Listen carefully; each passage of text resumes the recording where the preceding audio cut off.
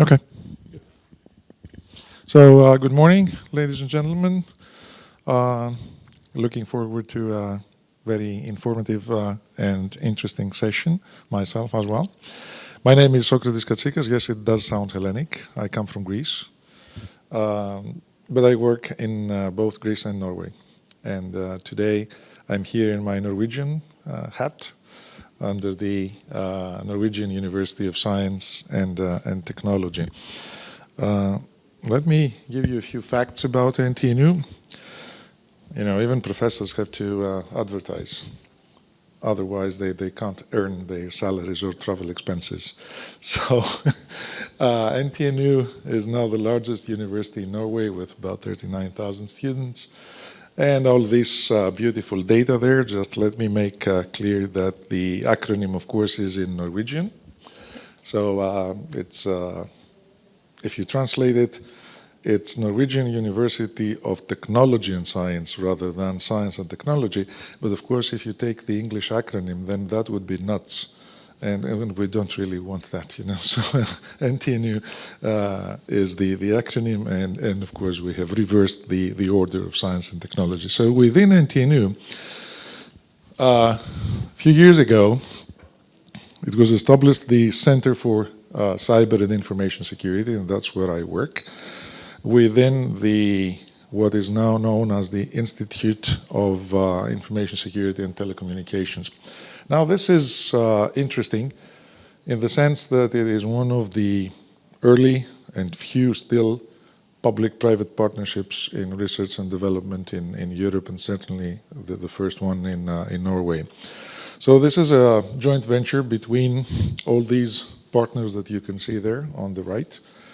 And you can possibly identify there the Armed Forces of Norway, the police, the Department of Justice, the Department of Health, and also industrial partners like Statkraft and Statnett, the energy production operator and the transmission system operator in Norway, Telenor, and all that. In fact, my own position is being sponsored by Statkraft and Statnett, so I'm officially mandated to work and do research in cybersecurity for critical infrastructures, in particular energy, and that's why I lead the Critical Infrastructure Security and Resilience group there. So, enough with advertising. I will not tell you about the University of Piraeus in Greece. That's another story. But let's move on with the actual lecture now, which I actually gave in a slightly different form 3 weeks ago, again in Riga. So some of you, if you had attended the CyberChess conference of the Latvian CERT, you might identify some common elements. Has anybody attended that? Okay. Then I will ask you in a professorial capacity then what the differences were since the earlier lecture, because there are some. Simply because there have been developments since then. And by the way, just to repeat what Yanis said, once a professor, always a professor, so please do that interactively, so ask questions whenever you wish. Okay. So, I did a little bit of homework before coming to Latvia, because it's always good to know what the environment is when you wish to talk. If I were delivering this talk in Greece, my very first and most difficult task would be to convince people that cybersecurity is something worth talking about. Fortunately, this is not the case in Latvia, and how do I know that? Well, I took a look at this nice ITU report, which you can use for your own benefit if you wish to see how you stand, or your country stands internationally with respect to that, to cybersecurity. This is a report that measures criteria in law, technology, organization, capacity building, and cooperation. I like that because I've always maintained that security is not a technology issue. It's more than a technology issue. In fact, there has been an internal debate whether it is a technology or a business issue. I think it's both, but mostly it is a human issue anyway, because that's our weakest link. And this is why we need to look at all those. To answer a question that you might want to ask, the items in red are the ones where Latvia could do better. Now, there is a ranking as well in the report. And there are good news there because Latvia is 7th at the global scale, and it is 4th regionally, which means in Europe. Okay? So you might say that things are pretty good in Latvia with regard to cybersecurity. Don't, however, rest assured, because Norway is number 1 on the list, and I know that not all things are fine in Norway with regards to cybersecurity. So you can use that information, but only, I would say, in a comparative mode rather than an absolute mode. Anyway, what I have established is that I don't really need to motivate the audience about the need to and the worth of speaking about cybersecurity. Now, what I do want to do, however, is change a little bit the arguments of why this is important. Because the usual argument is only the first one there, that cybersecurity is important because we have risks to the economy and the society, which we need to address. Now, this is fine. I mean, it has taken us quite long and far away, but it's not enough because it's always a negative connotation. I mean, it's something that we need to do, because if we don't do it, then something bad will happen. And when you have such a kind of attitude, that means that you're looking at cybersecurity in this particular case as a necessary evil, as an expense, rather as an investment. And I would like to put to you two additional reasons why we should be looking at those, which has nothing to do with risks to the society. The first one is our digital sovereignty and autonomy. Think about the fact that the US is a leader now in cybersecurity in the global market. Think about the fact that we are using equipment and solutions on cybersecurity coming from third countries, and we use them even for functions of national interest, and that may jeopardize our digital sovereignty and autonomy in the long term. And finally, the last argument is that we can turn it around. We can turn cybersecurity into a positive element because we do have the power in Europe and all the necessary ingredients that will make Europe the leader in the global market in security, supporting the digital signal market within Europe, but globally as well. And therefore, if we think about that, then we will start thinking about cybersecurity as an investment rather as an expense, something that can produce wealth. Well, security experts, have been saying those things for years, but politicians are a little bit in reacting. Hopefully and thankfully, the Commission did get the message. Cybersecurity is one of the priorities of the Juncker Commission. And in fact, the Commission has set up a high-level group for scientific advice in the past summer, which has decided to work on two issues this year. One is cybersecurity, and the other is CO2 emission. So you see how the priority of cybersecurity in terms of the Commission is reflected in the work of the high-level group on scientific advice, which is supposed to inform the Commission on policies based on scientific evidence. In fact, we had a meeting, a workshop of this mechanism yesterday and the day before in Vilnius, and we were discussing digital identities actually.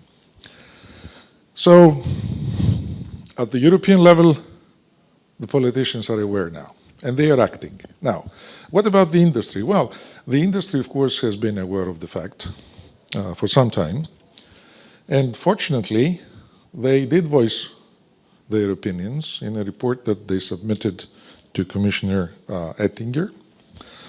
The reference is there. I believe the slides will be left with you, so you can trace it. Is that so? I mean, they will be available. Okay, good.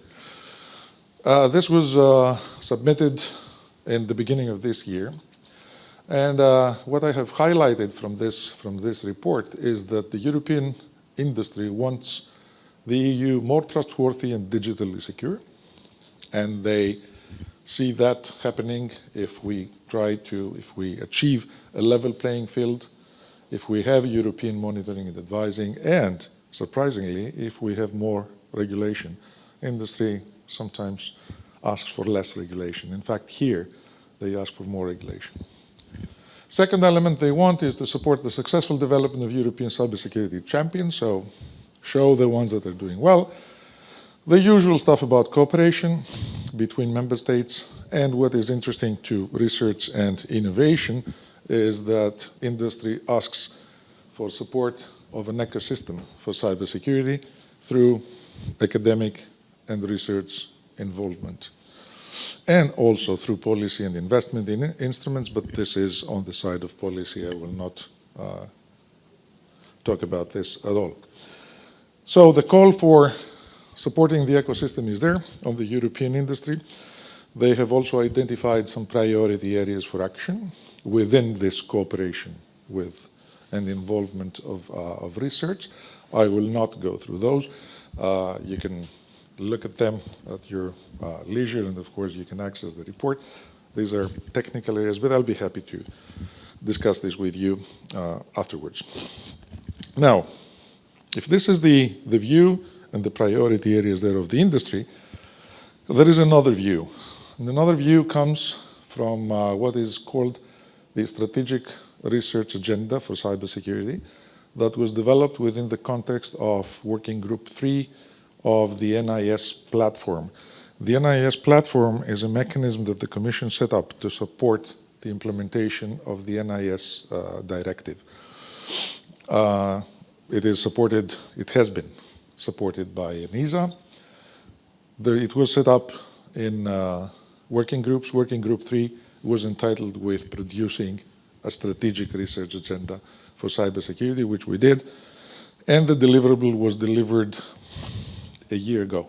I think it was November or December 2015, where these areas were identified as strategically important for Europe in the coming years.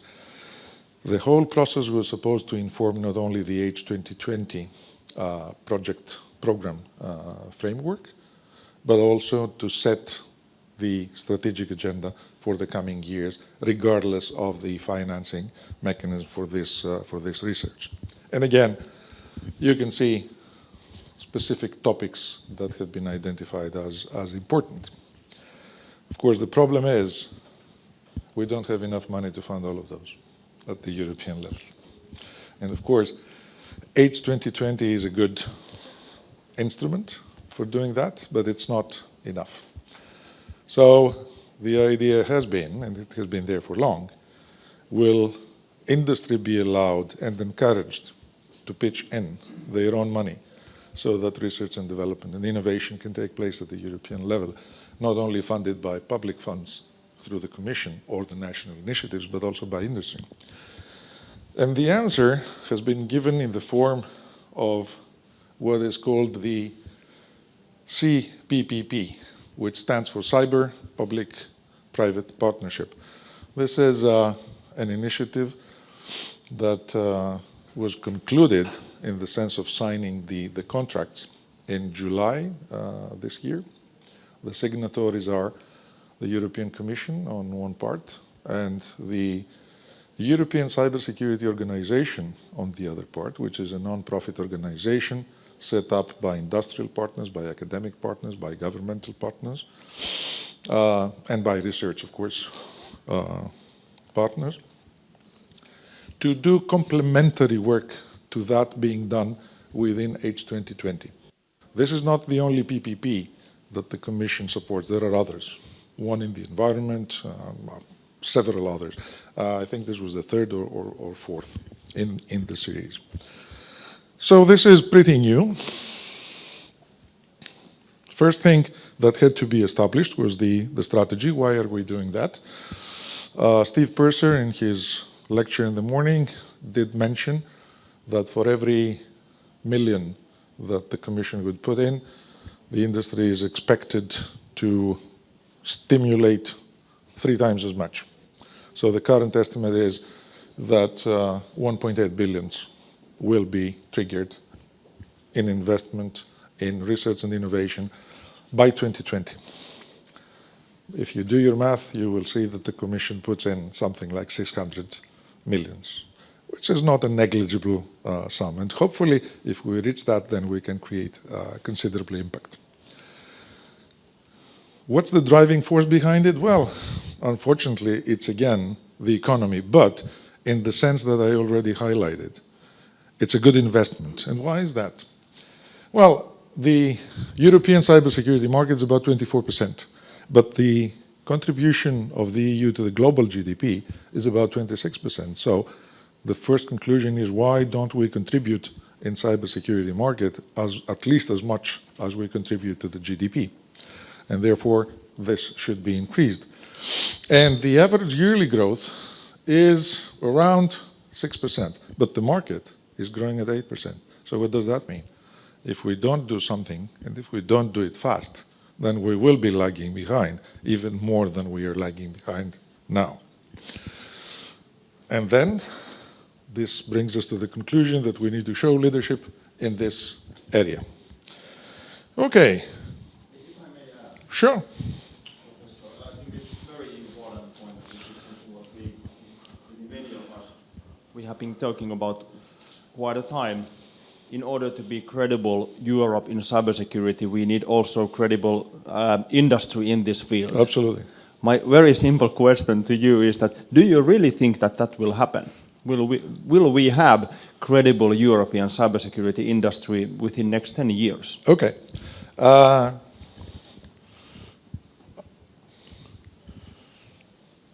Let me give you some of the negative points, and one of these is what you mentioned. The answer is, I hope that we will, but that does not mean that I believe that we do. What is good is that the European cybersecurity industry realizes that there are weaknesses that have to be overcome. And this is why I pointed to you to this slide, because this comes from the CPPP documents.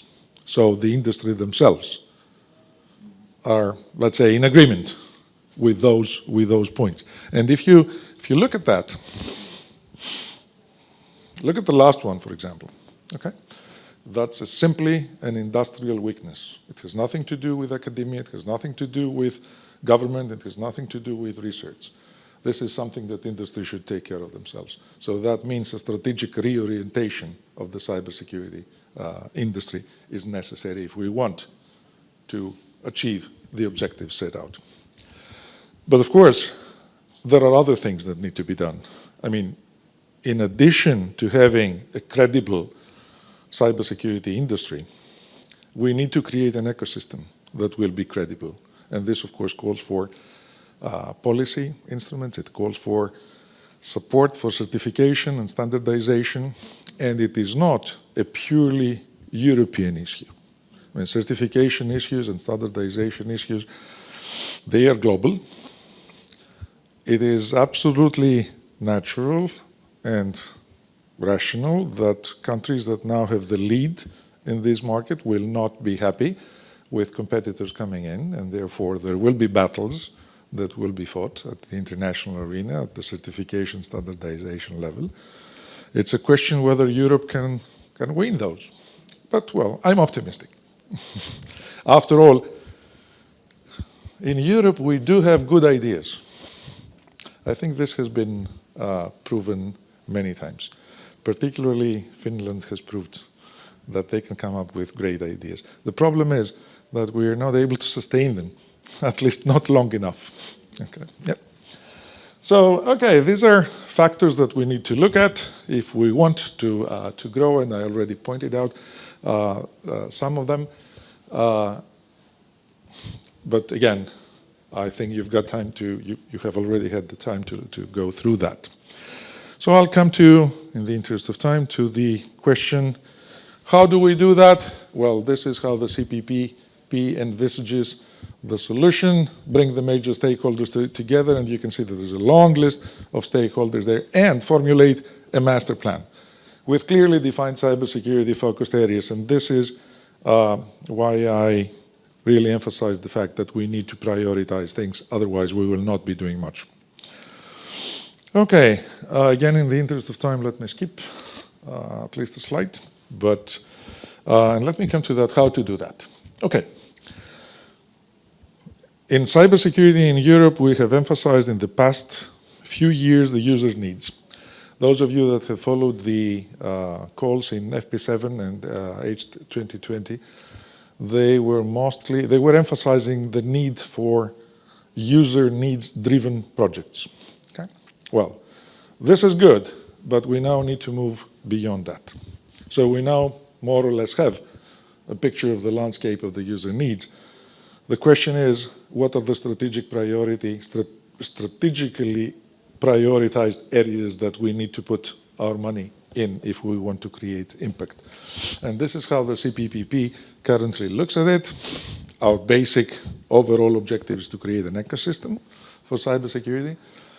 This will comprise vertical application domains, like of strategic importance.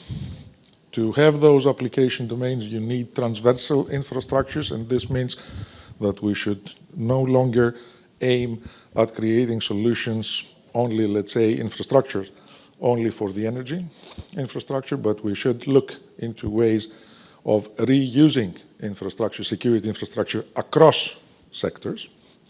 Same holds true for basic technologies.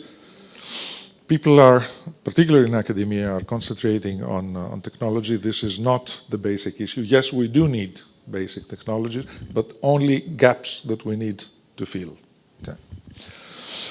And if you look at the mechanisms that the CPPP currently considers as appropriate for doing this, there are 4 kinds of projects. Demonstration projects, transversal infrastructure, basic technologies, and projects that target the ecosystem. This, of course, corresponds entirely to the slide that I showed to you before.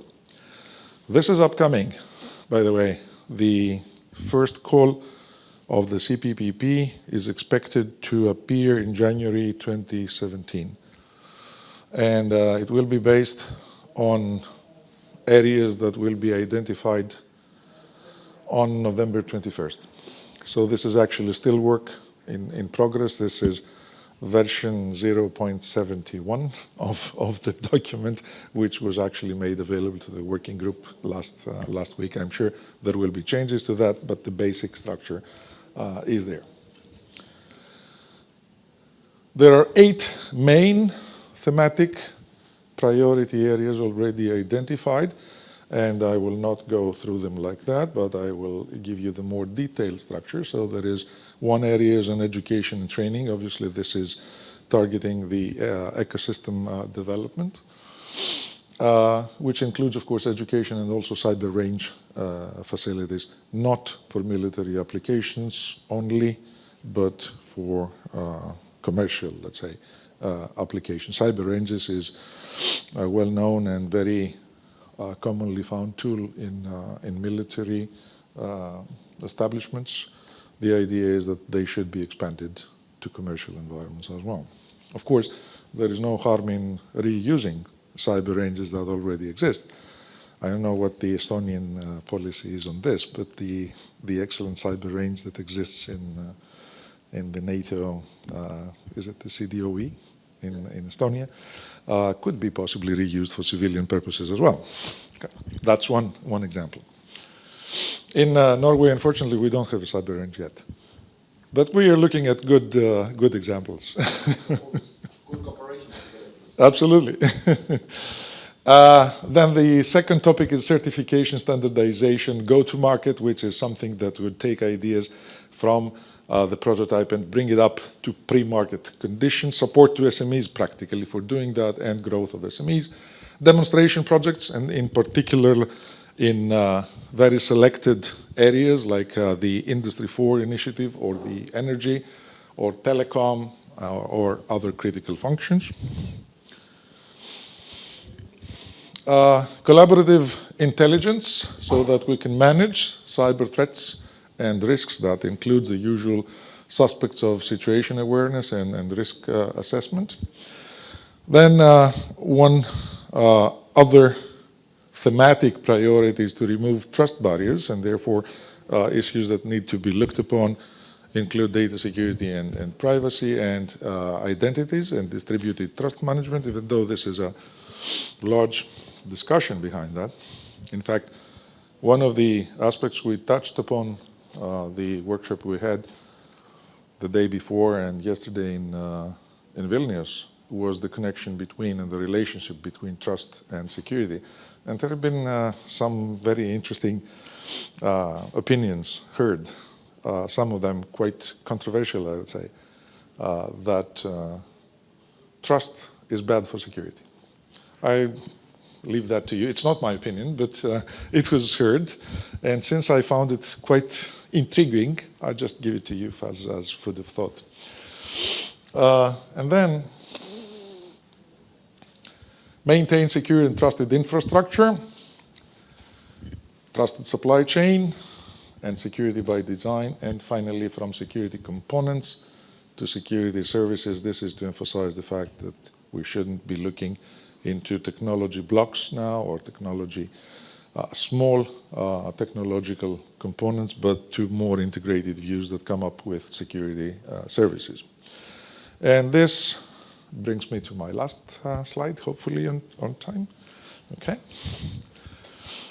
The main message to you, and if you can spread it, that would be nice, is that cybersecurity is not an expense. It is an investment, and that's what we should try to convince politicians about, and not only politicians. We do have challenges in research and innovation in cybersecurity that stem because of major paradigm shifts. The Internet of Things was mentioned today as one of those. I'm afraid that we are making the same and even worse fatal mistake that we made with Internet. We are making it again with the Internet of Things. Remember that the Internet was never designed to be secure. It was designed to connect secure systems, and therefore there was no need for security. And look at the mess that we have found ourselves now. Now we are doing the same mistake. We are trying to make the IoT work. We've done it, actually. It works. But because the priority has been to make it work and not to make it work securely, we've made it insecure. And even worse, beyond the Internet of Things comes what Cisco has named the Internet of Everything, which also includes humans, cloud, every computing resource on the planet, maybe the universe someday, who knows, which again is not designed to be secure. So I think we are making the same mistake all over again. Thankfully, cybersecurity is high in the agenda. So there are many opportunities for obtaining funding for exciting projects. And of course, to do that and to improve cybersecurity overall in Europe, collaboration is a crucial element. Fortunately, I think we have learned our lessons in Europe that we do things collectively much better than we can do them individually. So, thank you very much.